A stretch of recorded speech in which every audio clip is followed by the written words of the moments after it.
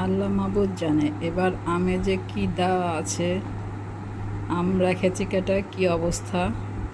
আমের মধ্যে এরকম রাখা আছে কেটে এইভাবে জেলির মতো হয়ে গেছে। আম কখনো এরকম হয়?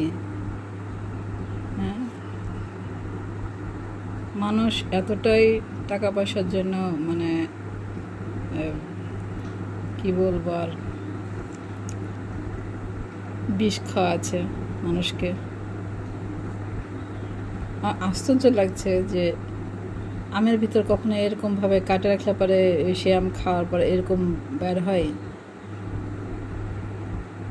এগুলো কি খাওয়াচ্ছে মানুষকে? একটু বেশি দাম দেখ, তারপরেও আমগুলোতে বিষ না দিয়ে যদি সঠিক ফলটা খাওয়াই তাহলে মানুষের তৃপ্তি সহকারে খেতে পারে।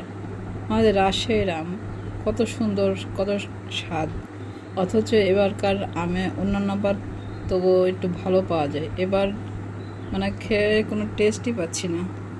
কি অবস্থা, কেমন জেলির মতো হয়ে যাচ্ছে, মনে হচ্ছে জেল মাখানো আছে। দেখেন, আমের মধ্যে কখনো এরকম থাকে?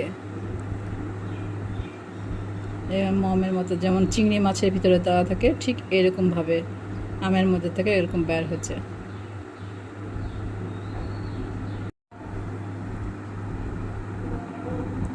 দেখেন দেখেন, এগুলো তো সব দেখেন।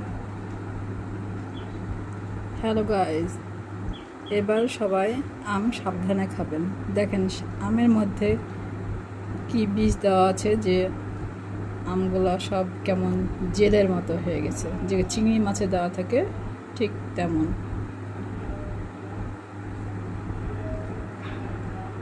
সবাই দেখে শুনে খাবেন।